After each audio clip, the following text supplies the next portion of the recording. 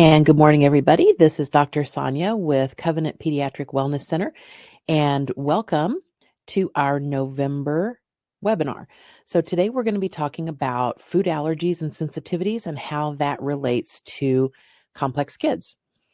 So just a little bit about myself. So I am married to Shannon. He is a CPA, and we live in Jefferson City. We have a newly empty nest. So we have two kiddos, Libby, who's here. You see, she's a musician.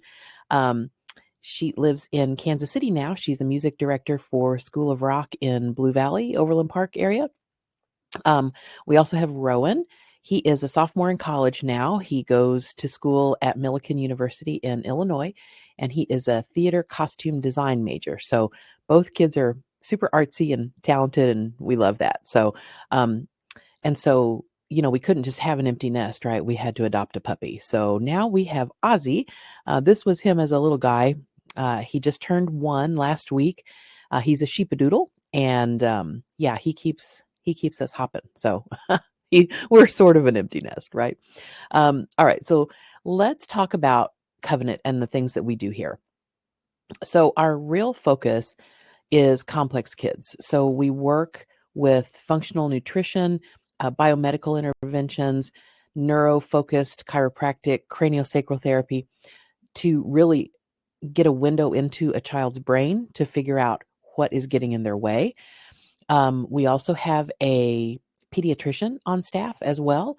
She is getting more and more experience every day with things like autism, PANS, PANDAS, and then of course standard pediatrics is really her specialty. We also have quite a focus on oral ties. So things like tongue ties, lip ties.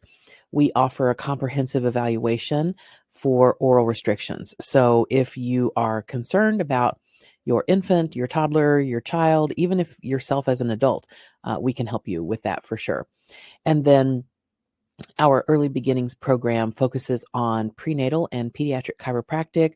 We have lactation consultation. We can hook you up with feeding therapies.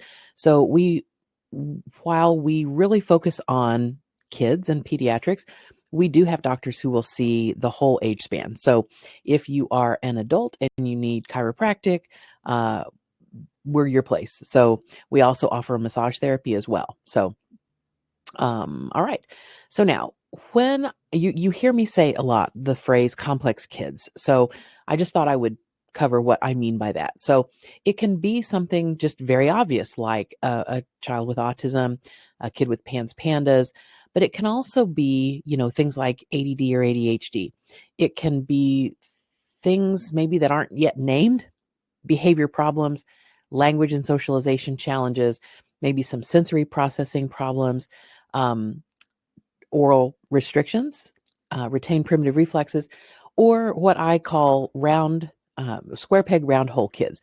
So these are kids who are struggling, but they maybe haven't been identified. They don't have a formal diagnosis. So maybe things like sleep challenges or constipation or selective eating.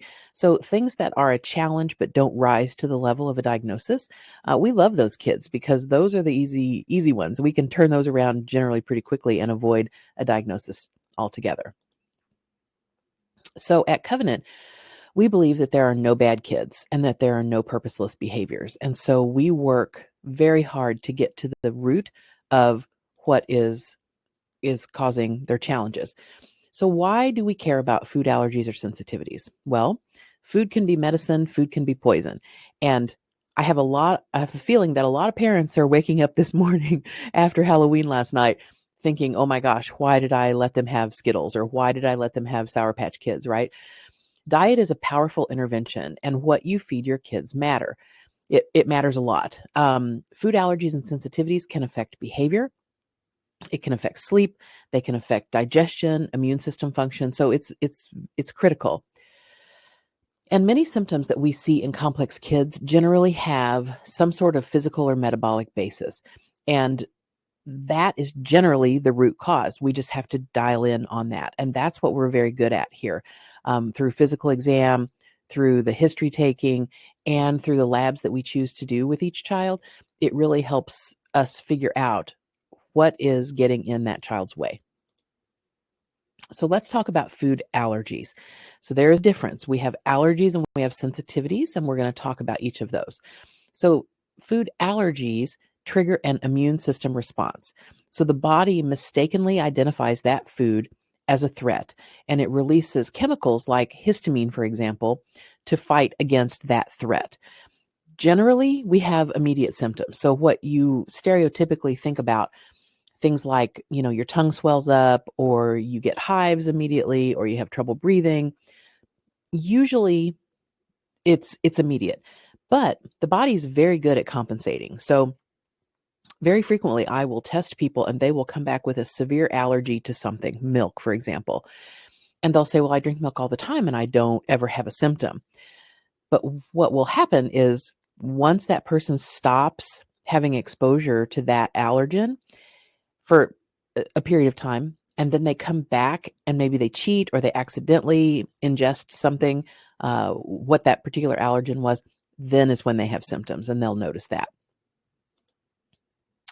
So we generally see for allergies symptoms like skin reactions, so maybe hives or eczema. We often see respiratory issues, so maybe shortness of breath, wheezing. We will see gastrointestinal issues like vomiting, diarrhea.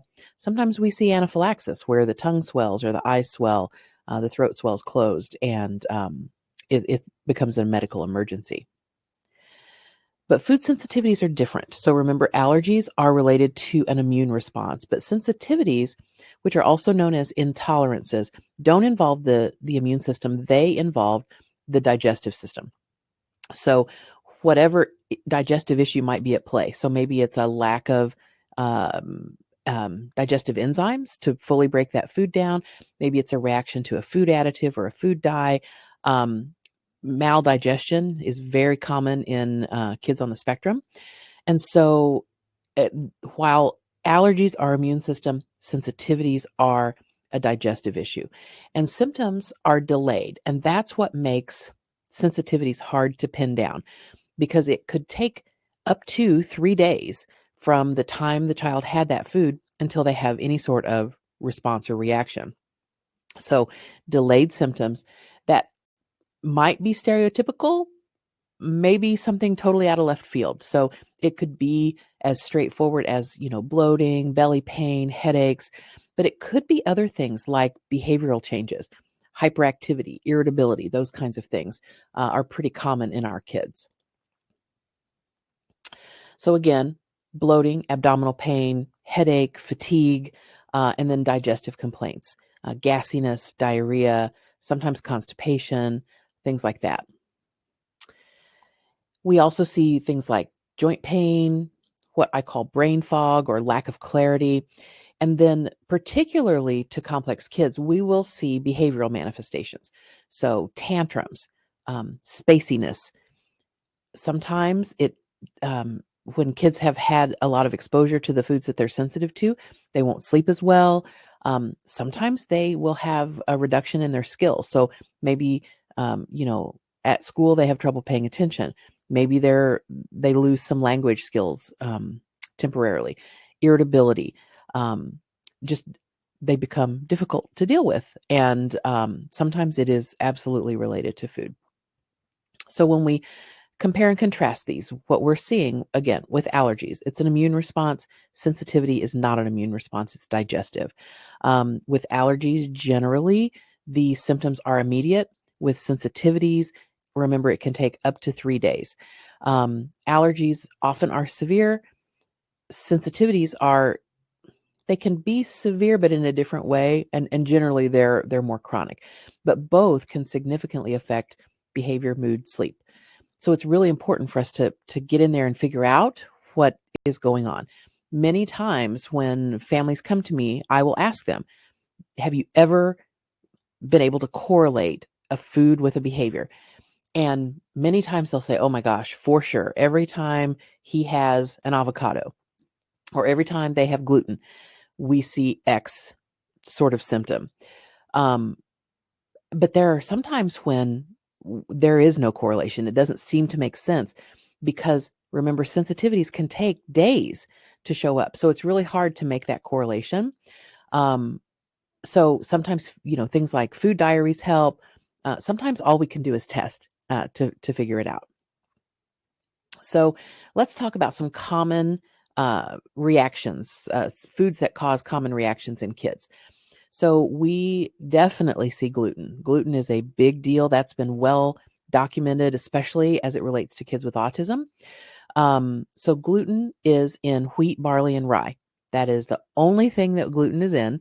However, sometimes you'll see non-gluten grains will say that they are gluten-free. So for example, you will see on Quaker oats, generally it will say gluten-free.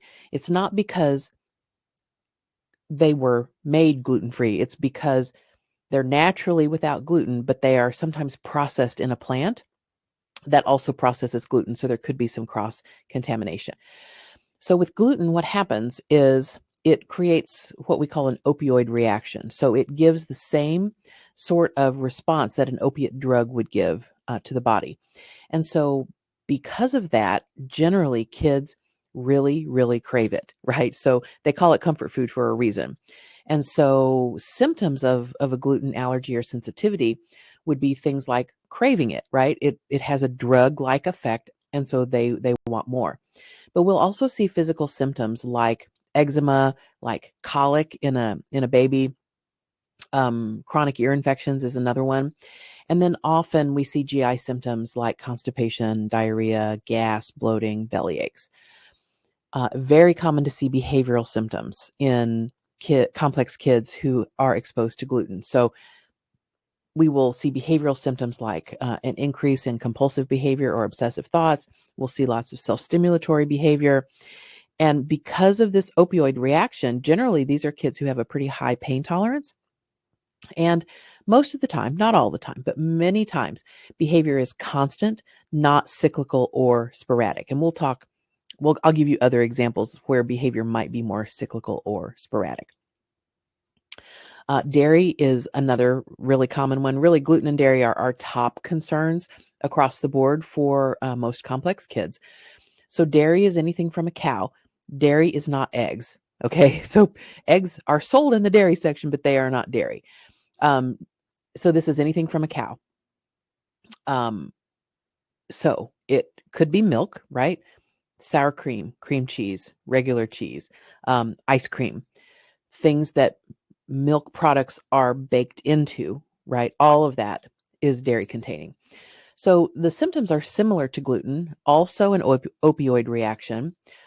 We see cravings again with the physical symptoms like ear infections, the GI symptoms, the behavioral symptoms are very similar. And so even if there's no test finding that says this is an allergy, milk in and of itself, the way it has become processed in our culture, is generally highly inflammatory for most kids. And I often see it being a trigger for things like bedwetting, as well as other behaviors too. And so generally, this is one of the first, if I feel like that it's warranted, milk will be one of the first things that I recommend that parents take a pause from, because generally milk proteins leave the system pretty quickly. And so we see improvements in kids quickly. You will also see the word casein, casein. Casein is the protein from milk. So dairy and casein sometimes are used interchangeably. We also see things like eggs, soy, corn. We see some nuts, some legumes, as well as being very common allergens in kids. I'm seeing corn come up a lot more than I used to. So, years ago, it really was just gluten and dairy. Now we're seeing a lot more corn. We're seeing a lot more soy. And with eggs, the test that I like to do will separate out the response to egg yolk versus the egg white. And so egg whites are a common allergen that I see as well. So the common sensitivities in kids, again, gluten, dairy, corn, and soy are very common sensitivities, but also additional things like food dyes. Food dyes are a big deal for our kids. they really set the brain on fire and can cause, major behavioral disruptions, major sleep issues. Also food preservatives, so things like BHA, BHT that you'll see on the label. There's also a really terrible preservative called TBHQ. When you start reading labels, you're probably going to be kind of horrified with what is in our food supply. Another really big one is artificial sweeteners. So things like aspartame, sucralose, and they're forever changing and tweaking the names of these artificial sweeteners to kind of put you off the path. Um, and so you really, really have to watch your labels, because they will sneak artificial sweeteners in, and they can be a major trigger for a lot of kids. Artificial sweeteners are a major trigger for a lot of people, even neurotypical adults. I know myself, I cannot, like, there's no way that I can have an artificial sweetener, because I will end up with just a horrible headache for days. Um, there are a lot of patients I have who tell me it will trigger migraines, for example. So artificial sweeteners are terrible and should definitely never be given to a child, but really none of us should be partaking in artificial sweeteners. Flavor enhancers are another big one too, particularly MSG. So when my son was young, he had a very severe MSG reaction, and it took us forever to figure this out. He would get abdominal migraines. So he had GI symptoms that looked like appendicitis. So we were making multiple trips to the ER in the middle of the night, right, with severe belly pain. And we finally were diagnosed with abdominal migraines. But again, you've got to look for the root cause. Things like that don't just happen. And so what we ended up figuring out, we did a little testing and some experimentation, and we figured out it was MSG. And so once we completely rid our house of anything containing MSG, then suddenly his abdominal migraines went away. So he has since recovered from that and can have MSG now, but it really ruled our lives for a while, because MSG goes by lots of different names. Even things like natural flavorings can be MSG. And so it was really tough to read all the labels and get it all figured out. But it was worth it for sure. We also see as a common sensitivity what we call salicylates. So salicylates are in artificial additives and preservatives, but they naturally occur in some foods like grapes, certain berries, to certain kinds of apples, tomatoes. And if a child is sensitive to salicylates, we will generally see these symptoms. So red ears, red cheeks is generally a dead giveaway for that. Sometimes we'll see aggression. We'll see behavior that looks giddy or manic after they have these foods. Sometimes we'll see regressions in skills. So they eat, something with salicylates in it, and suddenly they lose the ability to do things they could do before. Headaches are common. Self-stimulatory or hyperactive behavior is really common. And what we will see here, remember, gluten and dairy tended to have behaviors that were constant. But with salicylate sensitivities, what we see is swings in behavior. So it's up and down based on when they have exposure to these foods. Oxalates is another common thing that we see. So oxalates are crystals that would give you or I a kidney stone, a tonsil stone, for example. They come from a couple of places, certain foods. So green things like kale or spinach, certain nuts, beans, some fruits, but they also come from an overgrowth of intestinal yeast. So the yeast that's overgrowing in the intestine will put out oxalate crystals. And what research tells us is that kids on the spectrum have a 3 times greater level of oxalates in their system than a neurotypical person. And so what will happen is these crystals will settle in tissues of the body and can cause a variety of symptoms. So sometimes it's frequent urination. Sometimes kids, if they have the vocabulary, they will talk about having pain after they eat. So maybe it's belly pain, maybe it's body pain. We see a regression in skills after they eat these particular foods. And then really sort of common symptoms of oxalate overload is kids who will poke at their eyes. They will probe at their genitals. They often complain that their legs are painful. They want to be carried. They want to be put in a stroller. And sometimes they'll wake in the night with pains in their legs. Sandy stools is a big one. So of course it's easier to see when a kid is still in a diaper or a pull-up. But when stools look sandy, it's an absolute giveaway for oxalates, and we need to look more deeply into that. And then bedwetting as well goes along with oxalates. So it's a really common thing that we see because, again, it goes hand in hand with the yeast dysbiosis. And so it's sort of amazing to see how behaviors change and skills improve when we put an intervention in place for the oxalates.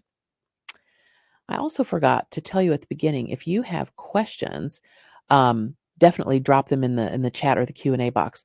And Laura, I just saw yours. Hi. Can they have both allergies and sensitivities at the same time?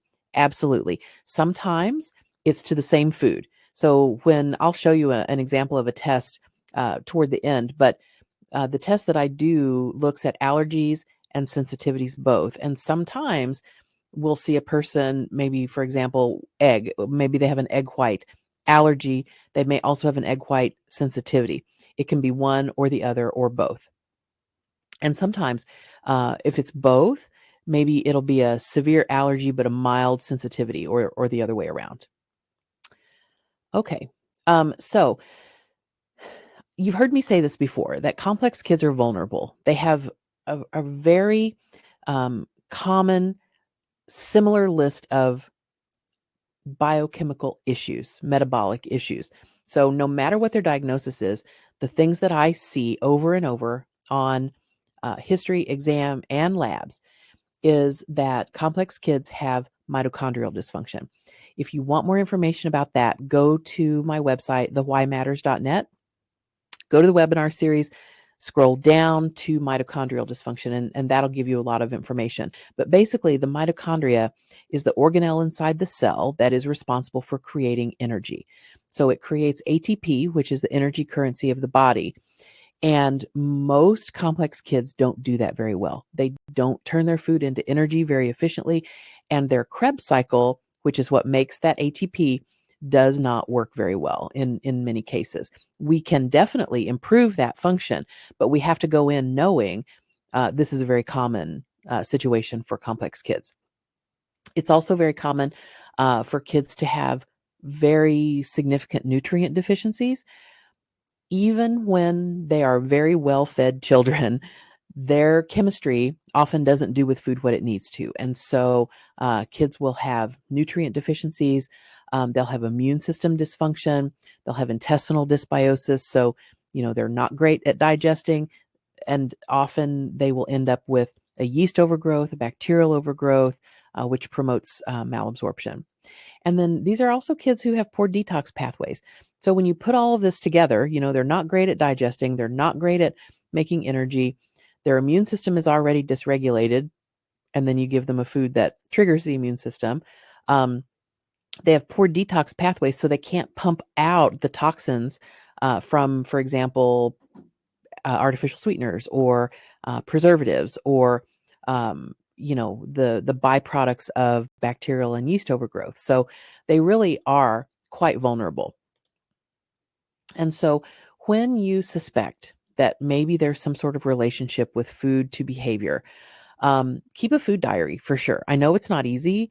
It takes time, but sometimes you need some objective history that you can look back on to find those patterns. Your memory just can't always do it. You can always try an elimination diet. So you can say, well, I'm wondering about milk. Let's just go dairy-free for a couple of weeks. That's something that a lot of doctors will recommend. And you can't go wrong. It's not going to hurt anybody to just eliminate some foods here and there. My philosophy is let's test it. Let's not guess. And so that gives us, of course, very objective information. So if you decide you want to test and figure out what's going on, there are many test options available. The prices vary depending on the size of the panel. So, we can do panels of 20 foods. We can do panels of 100 foods.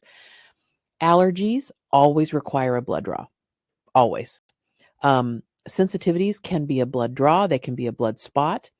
Um, I tend to do a test called the P88 from Precision Point Diagnostics. It is a blood draw. It's about 100 foods, and it gives allergies, it gives sensitivities, but then it also will tell us if that food is an inflammatory food for the body. We also have something called a sensitivity scan, and this is a bioresonance scan that uses hair and saliva. Again, it gives sensitivities only because you have to have blood for allergies. There are many others out there. All the specialty labs do them, like Genova, Mosaic, Diagnostics. There are lots of them available at various prices, at various numbers of foods that are tested.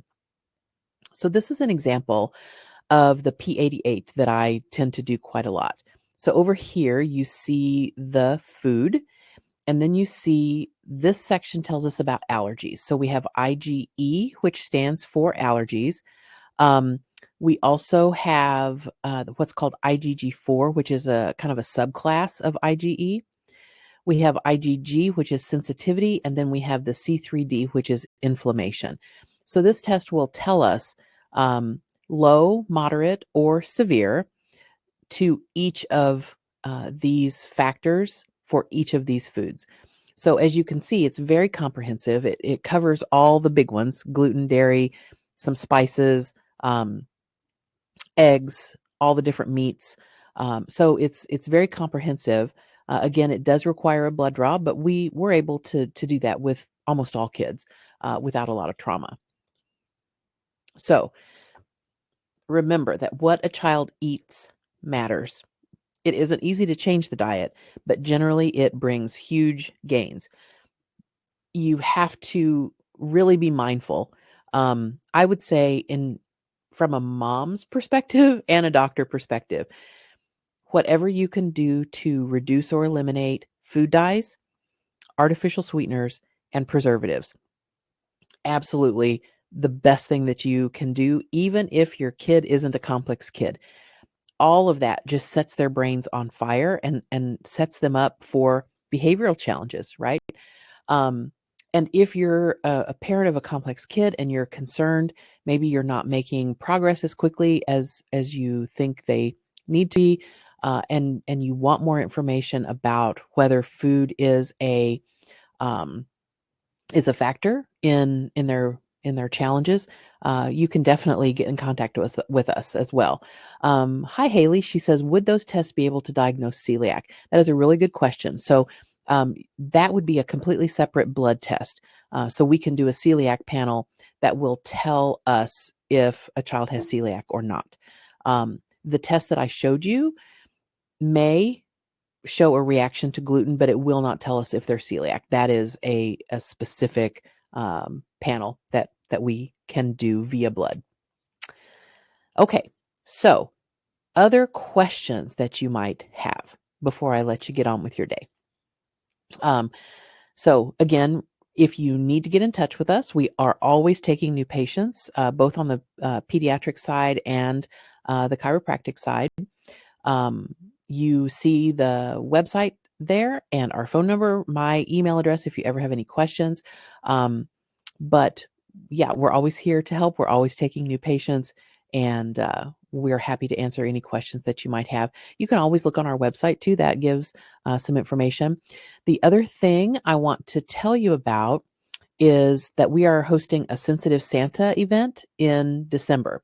So for kids who might need a less of an overwhelming Santa experience, we are providing that. So have a look at our website and our social media today for sure. Laura says, how often can allergies and sensitivities change?